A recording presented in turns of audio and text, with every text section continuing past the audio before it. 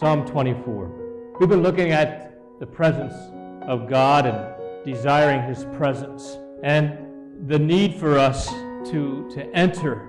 But there's a right way to enter His presence. And we need to be prepared to do that. And the Lord desires us to be prepared. And He desires us to be in His presence. We have to walk in the light if we expect to be cleansed from sin. John was talking to the church. He wasn't talking to the world. He was talking to you. He was talking to me. Jesus says in Revelation 2:23, all the churches shall know that I am He who searches the minds and the hearts, and I will give to each one of you according to your works. Don't be deceived. The true follower of Christ yearns for more than security, yearns for more than fire insurance, yearns for more than just a covering of sin. They seek to be in God's presence always and to dwell in communion with Him, longing to talk with the Lord and share fellowship with Him. They long for that, seeking His face and knowing His presence.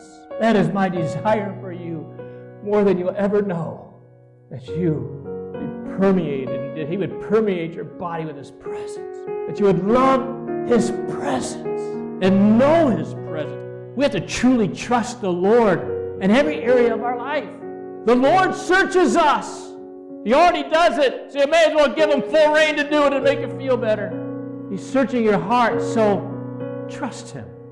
Trust Him. Do you trust Him? Trust Him. His heart searchings are not vindictive.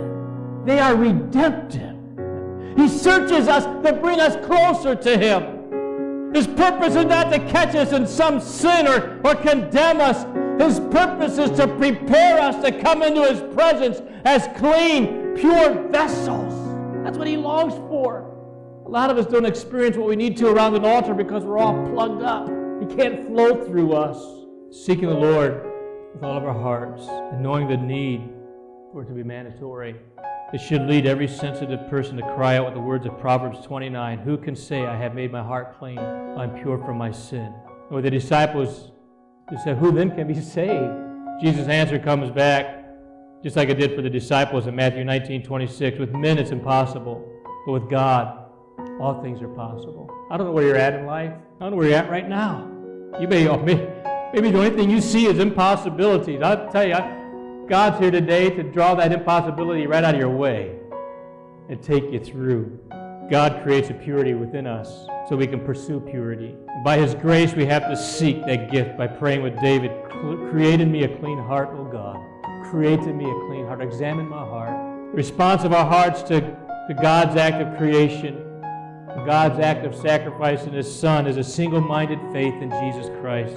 God made no distinction between us and them, but purified their hearts by faith. I want my heart to be purified. Do you truly desire His presence? Do you truly desire a convicting word? Have you been to the labor for cleansing? Are you fully trusting Christ for all things, even the miraculous? Are you prepared to enter His presence?